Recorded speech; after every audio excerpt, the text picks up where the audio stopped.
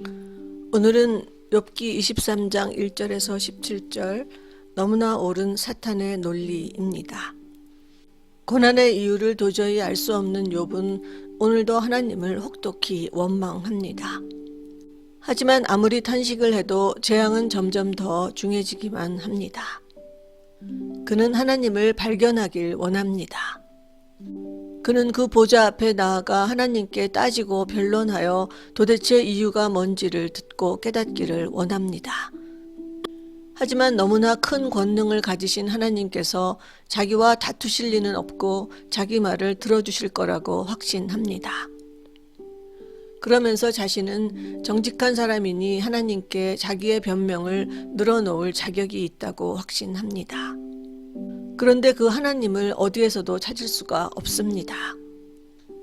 그는 앞으로 가도 그가 아니 계시고 뒤로 가도 보이지 아니하며 그가 왼편에서 일하시나 내가 만날 수 없고 그가 오른편으로 돌이키시나 배울 수 없구나 라며 탄식합니다.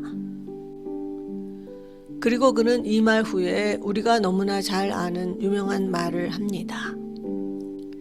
나의 가는 길을 오직 그가 아시나니 그가 나를 단련하신 후에는 내가 정금같이 나오리라.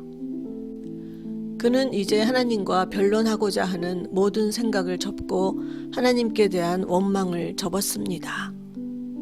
그리고 이 고난이 나에 대한 하나님의 심판이 아니라 단련이심을 믿습니다. 자신은 너무나 정직하고 의롭게 살아왔기 때문입니다. 욥은 말합니다. 내 발이 그의 걸음을 바로 따랐으며 내가 그의 길을 지켜 치우치지 아니하였고 내가 그의 입술의 명령을 어기지 아니하고 일정한 음식보다 그 입의 말씀을 귀히 여겼구나. 그는 하나님의 길만 따라 걸었고 먹는 음식 곧 육신의 즐거움보다 하나님 말씀을 더 귀히 여겼다고 고백합니다. 그러면서 이제는 하나님께 대한 원망을 접고 하나님은 뜻이 일정하시며 마음에 하고자 하시는 것이면 그것을 행하시는 분이며 아무도 능히 그것을 돌이킬 수 없음을 고백합니다. 그리고 욥은 하나님께서 내게 작정하신 것을 이루실 것이라며 담담히 고개를 숙입니다. 그리고 하나님을 원망하며 하나님의 뜻을 묻고 하나님과 변론하자던 자신의 생각을 버리고 하나님 앞에 떨며 두려워하는 마음을 고백합니다. 그는 자신을 낙심케 하시며 두렵게 하시는 자도 하나님이심을 고백합니다. 하나님 뜻대로만 살았지만 재산도 가정도 다 잃은 욥의 고난은 정말 참담합니다. 그의 원망은 정말로 정당한 원망처럼 생각되기도 합니다. 정말 그런 하나님이시라면 너무 잔인하신 하나님이란 생각도 듭니다. 하지만 이런저런 인간적 생각들이 다 부질없습니다. 하나님의 그 크신 생각과 계획을 우리는 알 길이 없습니다. 인간에게 재앙이라는 것이 하나님께도 재앙인지 알 길이 없습니다. 하지만 하나님의 단련 후에는 정금같이 나아오리라는 것만큼은 믿어야겠습니다.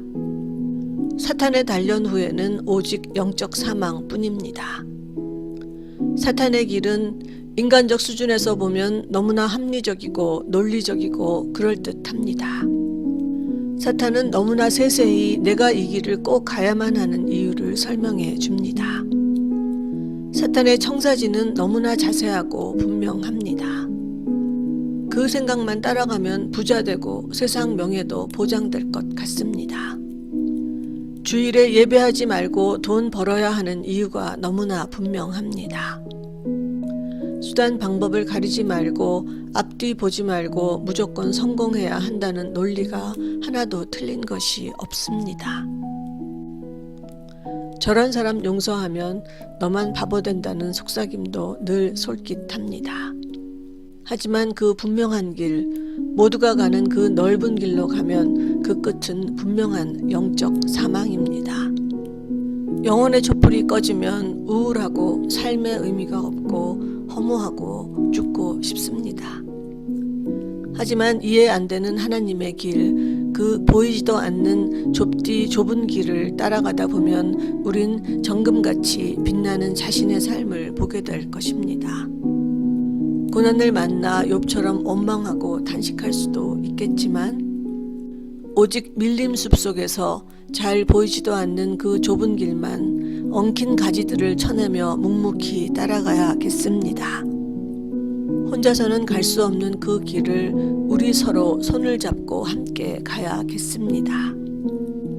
욥에게는 없었지만 우리에게는 이제 안내자 예수님이 계시니 매일 세미한 목자 음성 따라 그 좁은 길로 가야겠습니다.